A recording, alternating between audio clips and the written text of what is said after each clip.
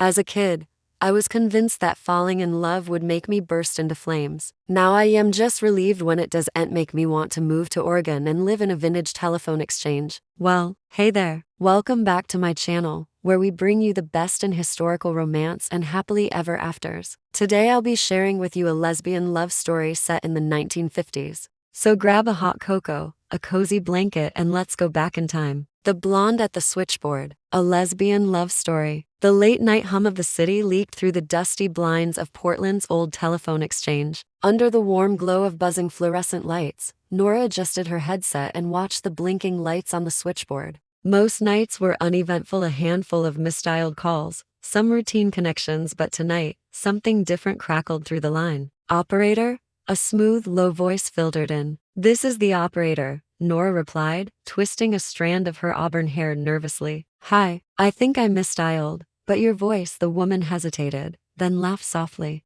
"Sorry, you just don't sound like the usual operators." Nora smiled, even though no one could see her. "Maybe I'm not. Who were you trying to reach?" "Doesn't matter now," the stranger said. "It's Leela." And that was how it started. A wrong number and a voice like velvet. Over the next week, the calls kept coming, always late, always when the city felt half asleep. Sometimes it was a quick hello, sometimes a lingering conversation about favorite records, forgotten dreams, or the ache of loneliness. Nora imagined Leela as someone glamorous, maybe a lounge singer, maybe an artist with smudges of paint on her wrists. One Friday night, after their longest talk yet, Leela asked quietly, "Do you ever get tired of just connecting everyone else and never yourself?" The question lodged in Nora's chest. She thought of her small apartment, her stack of love letters never sent, her longing for a touch she hadn't dared name. "Every night," she whispered. "Then maybe," Leela said, her voice trembling slightly, "it's time to connect."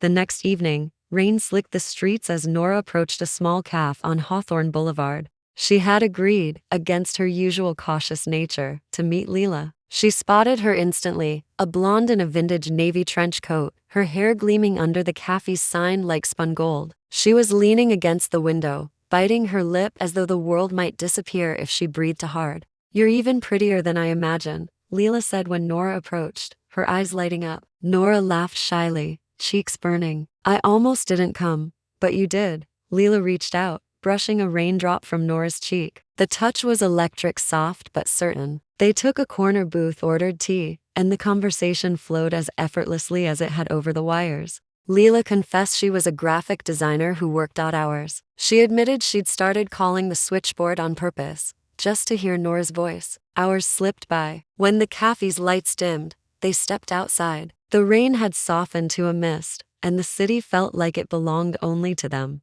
Under a flickering street lamp, Leela stopped walking. "I've wanted to do this since the first call," she murmured. Nora's breath caught as Leela drew her closer. Their lips met, a tentative brush at first, then a deeper, searching kiss that carried every unspoken hope. The sound of distant traffic and the smell of wet pavement dissolved around them. For a heartbeat, it was just two women, finding each other in a world that hadn't made much space for their kind of love. The weeks that followed were a blur of stolen moments. Leela would wait for Nora outside the exchange after late shifts. They shared cheap breakfasts in 24-hour diners, whispered secrets on park benches, and danced in her tiny apartment to crackling vinyl records. The city became a map of their small miracles: the bridge where they held hands for the first time, the bookstore where Leela read poetry aloud, the neon sign that flickered above the cafe where they met. One evening, Nora confessed, "I used to think I'd be invisible forever, just a voice at the switchboard, connecting strangers but never myself."